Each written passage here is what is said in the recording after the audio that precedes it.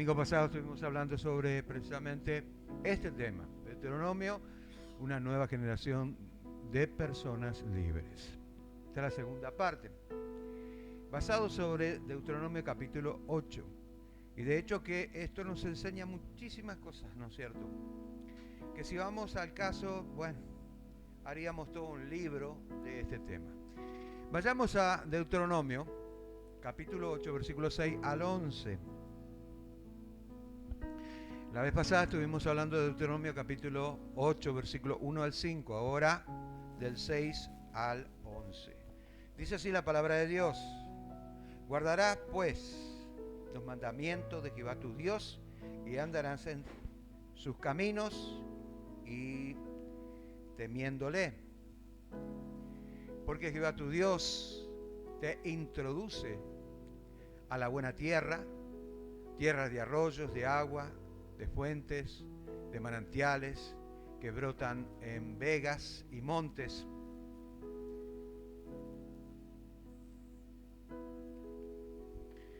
Tierra de trigo, de cebada, de vides, higueras, granados, tierra de olivo, de aceite, de miel, tierra en la cual no comerás el pan con escasez, ni te faltará nada en ella, tierra cuyo piedras son hierro y de cuyas montes sacarás cobre, cambiarle. Y comeréis y te saciarás. Y bendecirás a Jehová tu Dios por la buena tierra que te habrá dado. Cuídate de no olvidarte de Jehová tu Dios, para cumplir sus mandamientos, sus decretos, sus estatutos que yo te ordeno hoy. Amén. Gloria a Dios. Muy bien.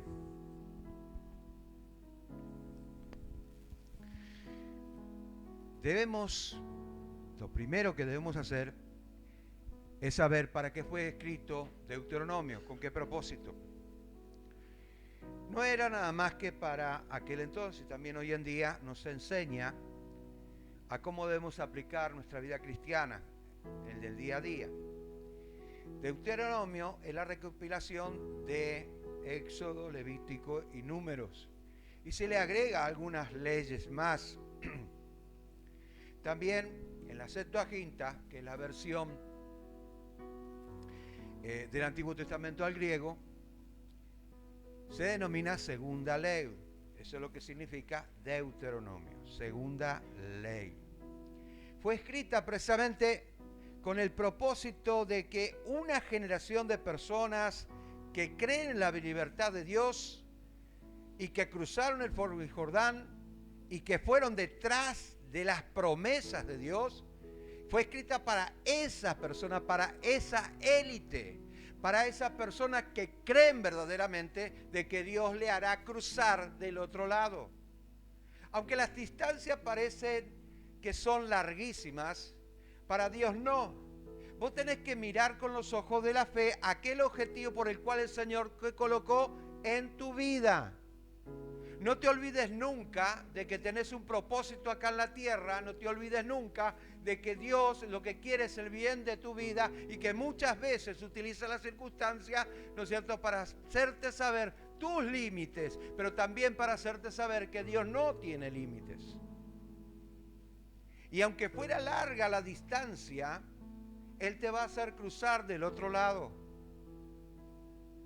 Para esa generación era escrito Deuteronomio. La antigua generación quedó en el desierto, la antigua generación quedó pensando en Egipto, pensando, ¿no es cierto?, de que ellos todavía no eran libres, de que de alguna manera estaban siendo esclavizados y llevaban, ¿no es cierto?, la esclavitud durante 40 años en el desierto, pero ahí quedó la esclavitud, dando a entender de que nosotros sí o sí vamos a cruzar también un desierto en esta vida y que vamos a ser formados por el Espíritu Santo de tal manera, ¿no es cierto?, que el viejo hombre va a quedar atrás y solamente cruzará el Jordán, que significa una nueva vida, que significa las bendiciones de Dios, que significa las promesas alcanzadas, ¿no es cierto? Solamente aquellas personas que ya fueron formadas, que no tienen más una mentalidad de esclavo, que no están dependiendo de otra cosa que no sea Dios.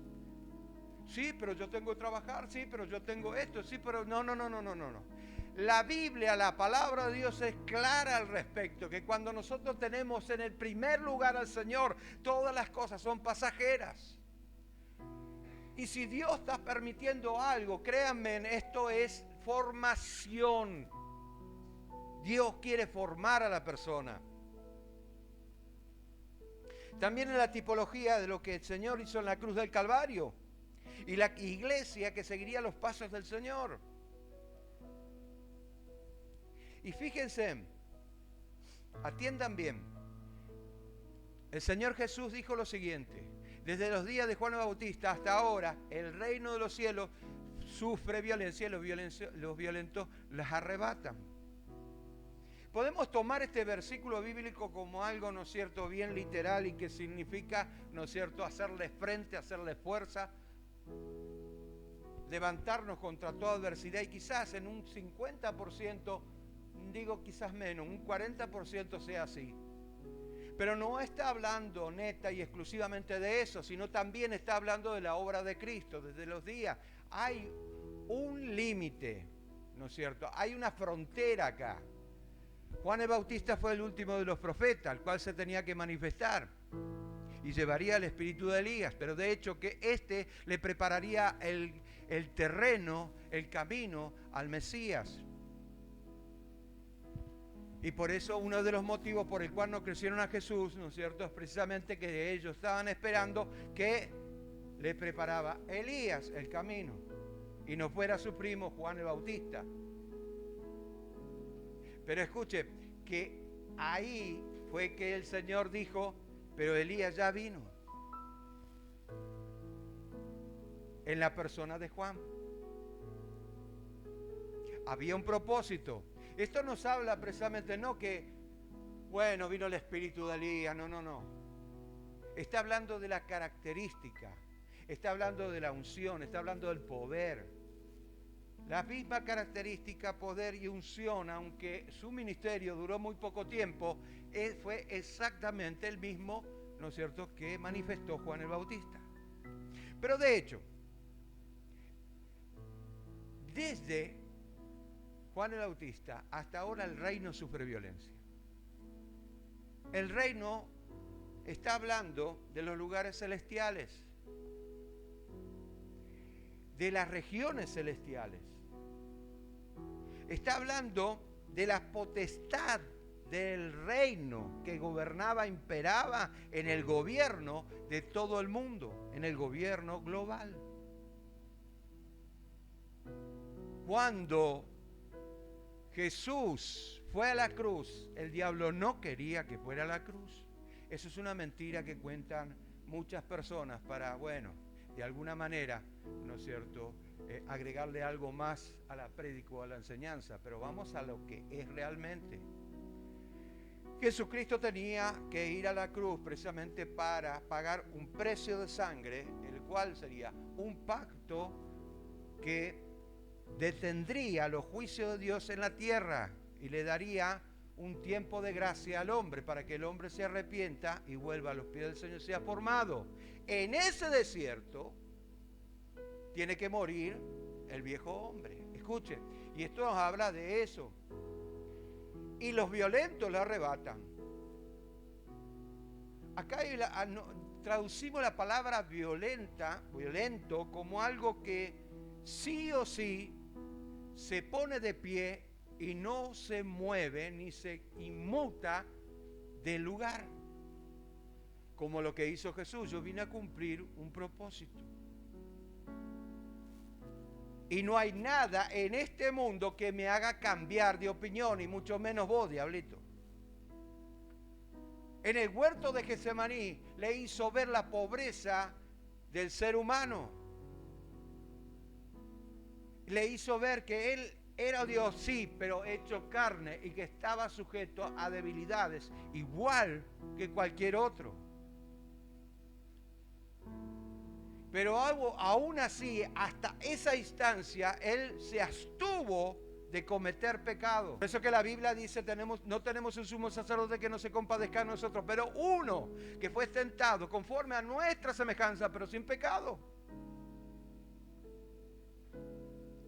Esto nos habla precisamente de que él tuvo que mantenerse firme en esa posición, y cuando le hizo ver que él era carne y la debilidad que tenía la carne y la manifestación que tendría que tener la carne, obviamente lo que dijo en la carne fue: Señor, si quieres pasa de mí esta copa.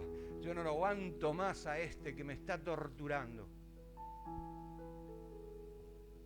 Pero después se retractó diciendo: mas hágase tu voluntad. ¿Me está entendiendo? Entonces nos habla de la obra que iba a iniciar Jesús, el reino de Dios acá en la tierra, el reino espiritual, no el reino físico, el reino espiritual, el cual imperaba bajo el régimen del Espíritu Santo y bajo un periodo llamado gracia. ¿Ok? Jesús introdujo el reino de los cielos. La iglesia se encarga de extenderlo a través de las conquistas. Nosotros tenemos que conquistar a este mundo, ganarle terreno, porque ya somos más que vencedores. El enemigo ya no tiene más arte ni parte, pero lo único que le queda es engañar a la gente para que la gente se sienta confundida y no sepa dónde ir o qué puerta abrir. Para eso está la Biblia y para eso estamos nosotros los responsables de diseminar la palabra de Dios a todo el mundo. Lamentablemente esto no es así. Porque no es solamente leer la Biblia de tapa a tapa y decir lo que a mí se me antoja, no. Sino es discernirla. Tratar de buscar, ¿no es cierto?, el sentido a nuestra fe. Él derrocó el gobierno de Satanás, el gobierno mundial de Satanás en la cruz, cosa que él no quería. No tiene que ir a la cruz, muchachos, impidan que vayan a la cruz. No.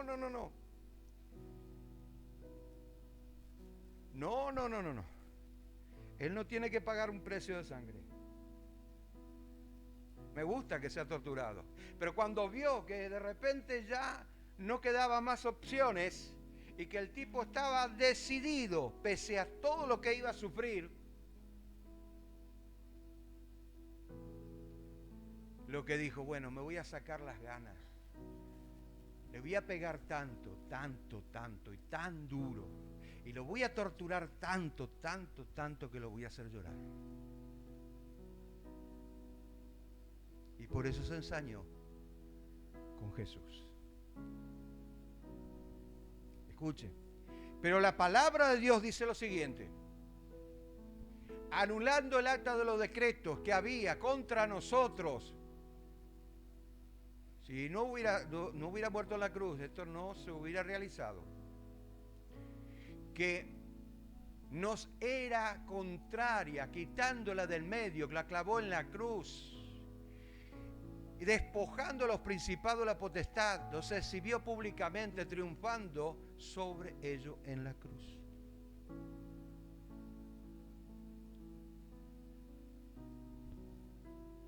La conquista más grande que tiene el cristiano, ya sabemos la conquista que tuvo Cristo, pero la conquista más grande, que digo, el cristiano, la iglesia, es la cruz. Pero no la cruz como el símbolo nada más, sino como el instrumento de morir,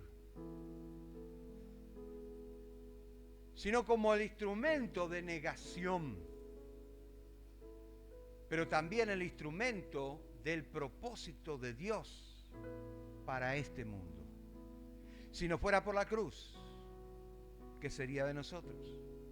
Después de la muerte y la resurrección de Cristo, la iglesia debería seguir la obra que comenzó Cristo hasta el día que terminara la gracia.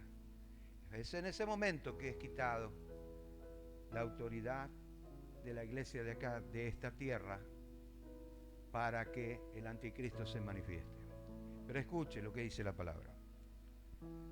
Efesios capítulo 1, versículo 22 dice, sometió todas las cosas bajo sus pies y la dio por cabeza sobre todas las cosas. ¿A quién? A la iglesia. La iglesia tiene la autoridad. La iglesia se puede levantar en medio de las dificultades. ¿Y por qué no lo hace? Porque no se enseña, porque no se explica, porque no se da a revelar todas esas cosas. Solamente se predica para impresionar a la gente o para que la gente le diga, uy, qué bonito que predicaste, qué lindo que tuviste, qué dinámica que tenés, o qué inteligencia que tenés, o qué sabiduría, la inteligencia, la dinámica se la lleva Cristo. El propósito de la iglesia es levantarnos contra aquellos engañadores que llevan cautivas las almas al infierno. El propósito de la iglesia es revelar la verdad para que posteriormente la verdad sirva como liberación.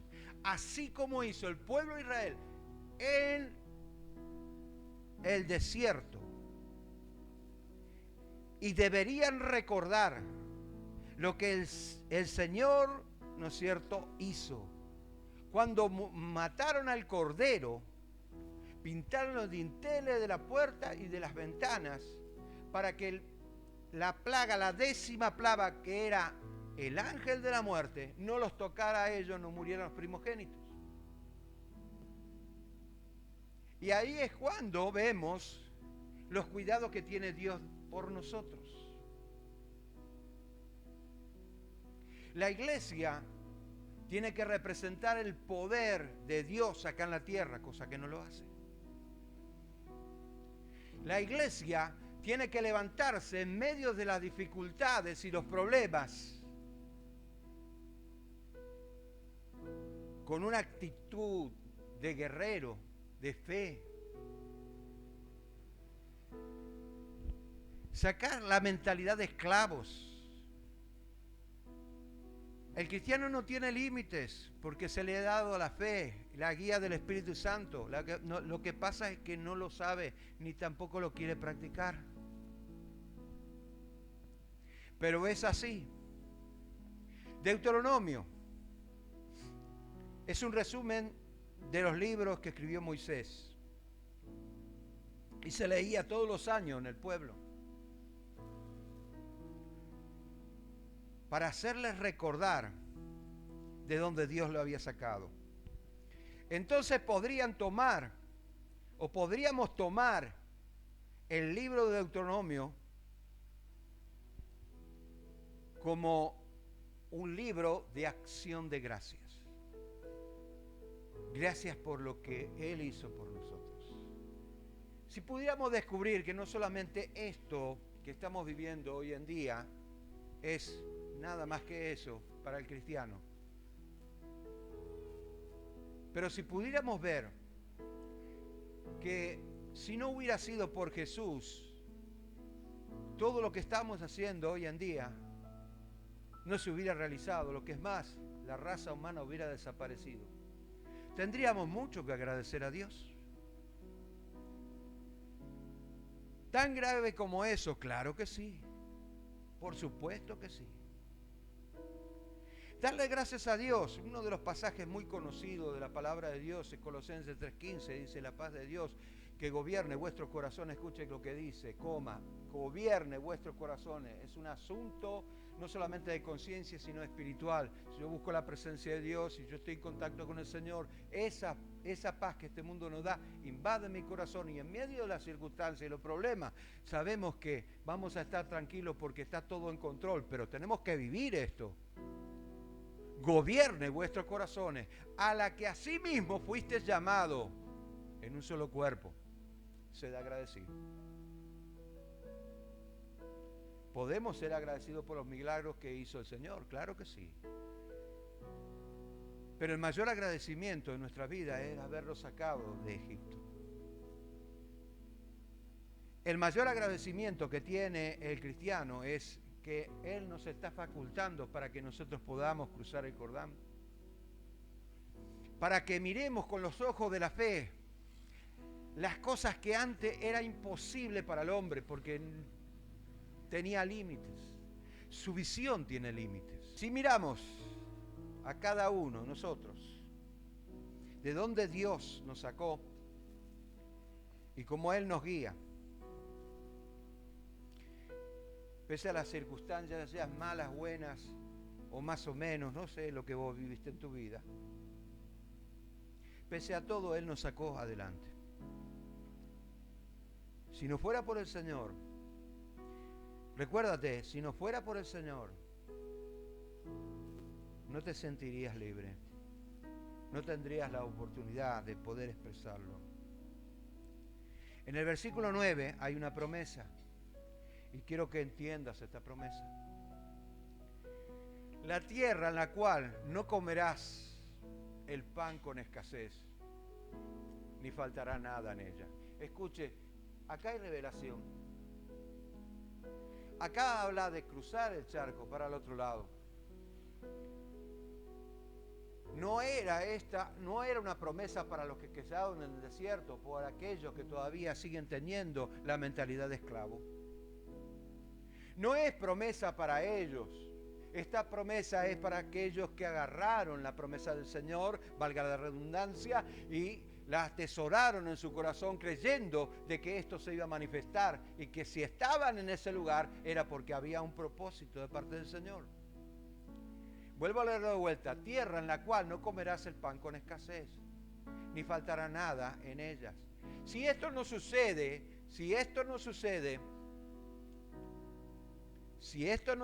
con el cristiano, pues medite qué es lo que está haciendo mal, porque a lo mejor todavía está en el desierto. Todavía no llegaste al Jordán.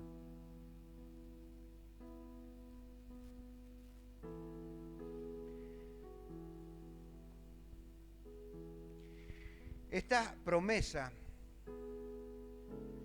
consistiría en que el pueblo de Israel guardara su palabra. Dios se ocuparía de aquellas cosas que son básicas para el ser humano. Lo cual me hace recordar algo, que siempre Dios premia la obediencia. Dios premia la obediencia. Dios premia la obediencia. ¿Y eso es bíblico? Sí, es bíblico. Claro que es bíblico. Lo puedo demostrar. Dios premia la obediencia. O sea que para alcanzar la obediencia, para alcanzar las promesas de Dios, yo debo ser obediente. Porque si yo no tengo una actitud de obediencia, esto no se va a cumplir. La obediencia viene como resultado el contacto continuo del Espíritu Santo con nuestra vida cuando estamos orando, cuando le decimos, Señor, guíame a hacer tu voluntad, no quiero ser yo, que seas tú en mí, Señor.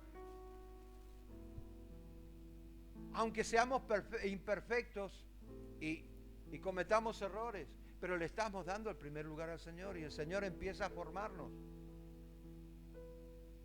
Darle un sentido a nuestra vida de tal manera que nosotros podamos ser victoriosos y agarremos la promesa de Dios y como resultado se van a hacer realidad en nuestras vidas.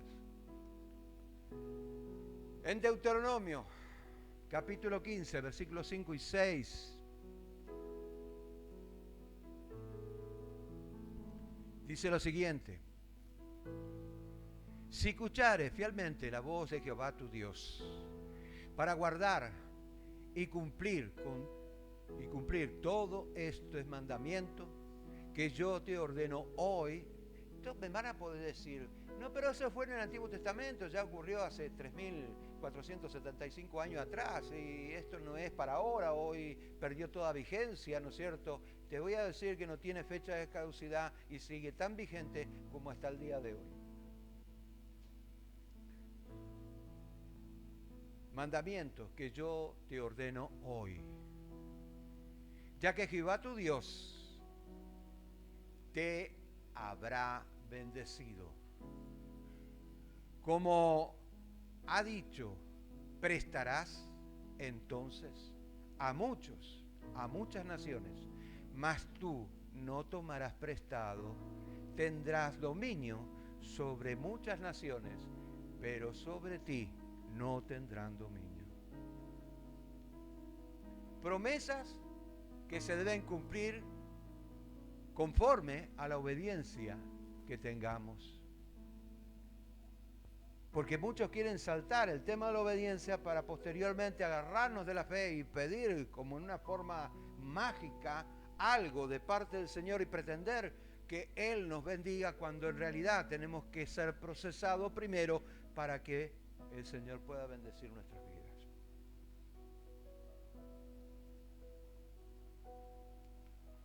Versículo 11 del capítulo 8 de Deuteronomio. Cuídate de no olvidarte de Jehová tu Dios, para cumplir sus mandamientos, sus decretos, sus estatutos que yo te ordeno hoy. Tenemos la triste facultad de olvidarnos de las cosas, ¿no es cierto? Acá tenemos un llamado de atención, donde el propósito principal es depender siempre del Señor. Creo que lo he dicho miles de veces y creo que va a ser más, ¿no es cierto?, durante todo el trayecto de mi pastorado. Para no caer, escuche, ¿por qué y para qué? Para no caer en la carnalidad del orgullo, el egoísmo y la avaricia. Orgullo, egoísmo y avaricia. No debemos caer. Y por ese motivo, que sigue diciendo, versículo 12 al versículo 14, dice: no suceda que comas y te sacies y edifiques buenas casas en que habites, y tus vacas y tus ovejas se aumenten, y la plata y el oro se te multipliquen, y todo lo que tuvieres se aumente, y se enorgullezca tu corazón, y te olvides de Jehová tu Dios, que te sacó de la tierra de Egipto, de casa de servidumbre. Y es precisamente por ese motivo el cual exhorta al pueblo de Israel con el capítulo 8 de Deuteronomio. Promesas, pero advertencias. Promesas de Dios, pero cláusulas para que esas promesas se cumplan. Ahí es cuando entendemos el error garrafal que muchos cometen, a decir que solamente la palabra tiene poder y que no debemos hacer nada al respecto, simplemente declarar. Nunca te olvides de dónde Dios te sacó, lo que está haciendo por ti. Es fácil olvidarse de lo bueno, pero aún es más fácil recordarse de lo malo.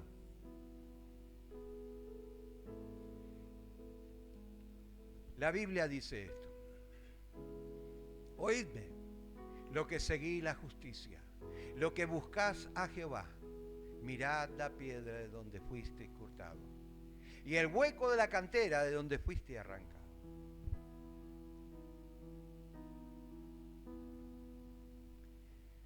Tremendo es cuando hacemos una mirada retrospectiva y vemos nuestro pasado, el hueco que dejó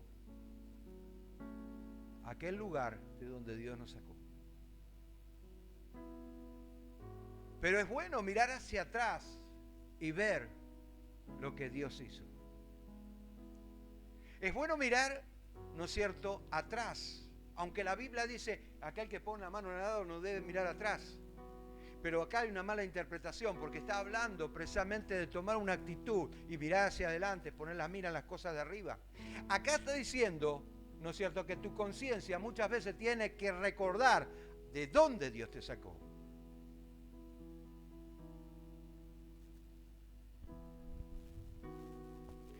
Tenemos muchas cosas que agradecerle a Dios. La gratitud nos recuerda la grandeza de Dios. Porque cuando miramos atrás y vemos de dónde nos sacó, quién éramos, quién somos y qué es lo que quiere hacer de nosotros en el futuro, Dios, vemos la grandeza de Dios. Y si alguno no pasó por esto, es porque no tiene ganas, porque no tiene interés, allá vos. Ese es problema tuyo. El ser agradecido es un estado de conciencia. ¿Somos conscientes de la obra de Dios en nuestra vida? ¿O somos creyentes olvidadizos? Es fácil recordarse de lo malo. Es fácil olvidarse de lo bueno. Pero la Biblia dice lo siguiente. Así que, recibiendo nosotros un reino inconmovible, o sea, es algo que no se puede, es una promesa, es algo que no se le ha quitado, es algo que está establecido y que vos tenés que conquistar. Inconmovible. Tengamos gratitud mediante ella, sirviendo a Dios, agradándole con temor y reverencia. Escuche, si no fuera por el Señor, nosotros tenemos una promesa y Dios no va a escribir con la derecha y va a borrar con la izquierda. Él lo que prometió, prometió. Porque Él no es hombre para que mienta, ni hijo de hombre para que se arrepienta. Él lo que dijo, lo va a cumplir. El tema es, ¿cuánto queremos la promesa de Dios? ¿O vamos a seguir creyendo en Dios a nuestra manera? Leyendo la Biblia con nuestras propias interpretaciones. La Biblia se explica sola. Solo basta mirar, ¿no es cierto?, de forma que podamos hacer una concordancia temática, que cada principio de la palabra de Dios se sustenta con versos, capítulos, hasta libros.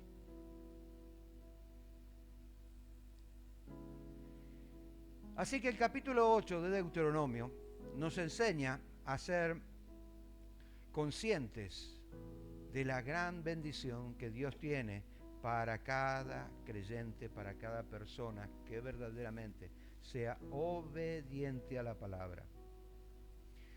Dios permite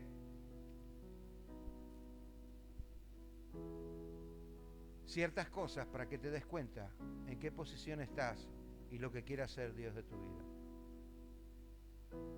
Si tú lo descubres, bueno, vas a ser bienaventurado. Dios premia la fidelidad y la obediencia. También el mismo capítulo nos amonesta a no olvidarnos de Dios, a no ser creyentes olvidadizos. Santiago 1:25. Mas el que mira atentamente a la ley, mas el que mira atentamente en la perfecta ley. Escuchen lo que les voy a decir. La perfecta ley está hablando de la persona de Jesucristo. Y en la persona de Jesucristo, como decía Pedro, nosotros tenemos que seguir las pisadas de nuestro Maestro, porque ejemplo nos ha dado. La perfecta ley es la ley que se manifestó en la persona de Cristo. Esa es la perfecta ley. Pero no está hablando de que no debemos cumplir con eso, sino que Cristo cumplió ya con esto. Entonces, mi atención, mi interés tiene que estar puesta en la perfecta ley. Más el que mira atentamente, esto es una actitud de atender, esta es una actitud de tener interés por nuestra vida espiritual, la de la libertad, y persevera en ella, no siendo oidor olvidadizo, sino hacedor de la obra, este será bienaventurado en lo que hace. Y si miramos un poquito lo que hizo el pueblo de Israel, no miró las promesas de Dios como algo que se tendría que cumplir, sino que miró las promesas de Dios como un imposible para su vida, porque estaban limitados. Pero si nosotros tenemos interés por nuestra vida espiritual y queremos realmente agradar a Dios, no siendo creyente olvidadizo, sino hacedores. Escuchen, cuando una persona quiere memorizar qué es lo que hace, no solamente oye y al oír puede receptar un 20%. Pero si oye y escribe, un 50%. Pero si oye, escribe y practica, un 80%. ¿Me está entendiendo? Entonces vamos a ser bienaventurados